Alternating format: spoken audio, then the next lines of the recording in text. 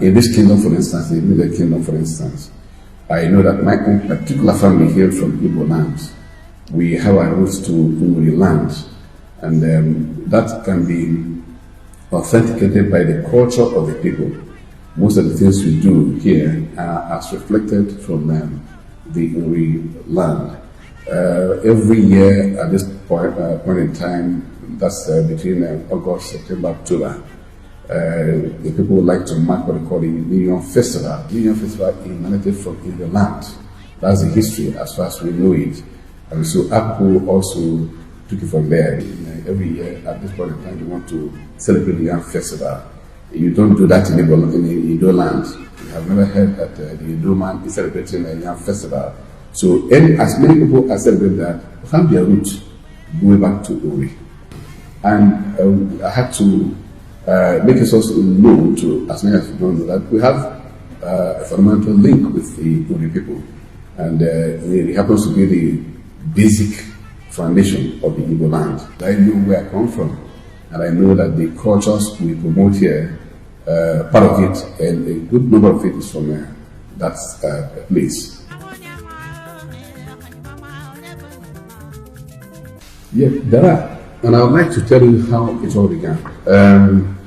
What you call the Anyoma today, there was a migration from Edo lands.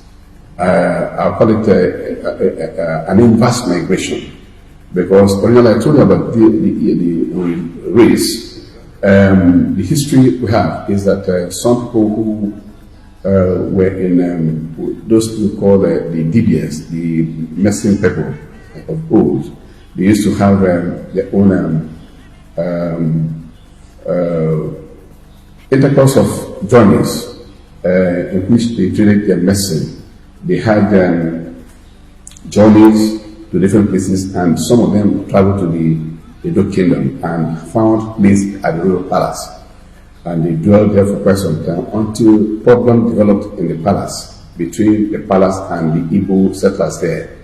And the Igbos complained on the fact that they were going to be executed and took off. And where would they go to? It has to be a reverse to where they came from. And so as they were dispersing, they began to establish different kingdoms.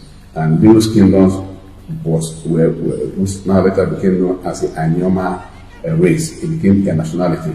So now the point is that if you have dwelt in a place for quite some season, you'll imbibe some of their cultures, like their language, their names, and certain activities on the whole. That's why you find some names interjecting in our own names here. So when I say I came from Uri, it's not a general thing, but a large majority of those who abide in the culture of this annual festival of Yam celebration cannot say they came from Edo land, because that means they're taking the culture of who you don't know. It is the culture of who you know that you imbibe.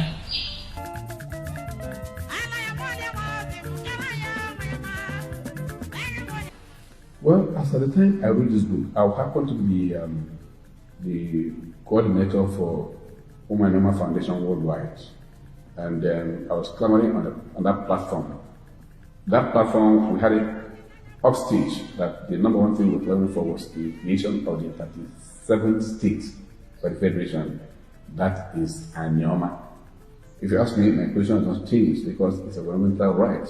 We ought to expand. By the time you get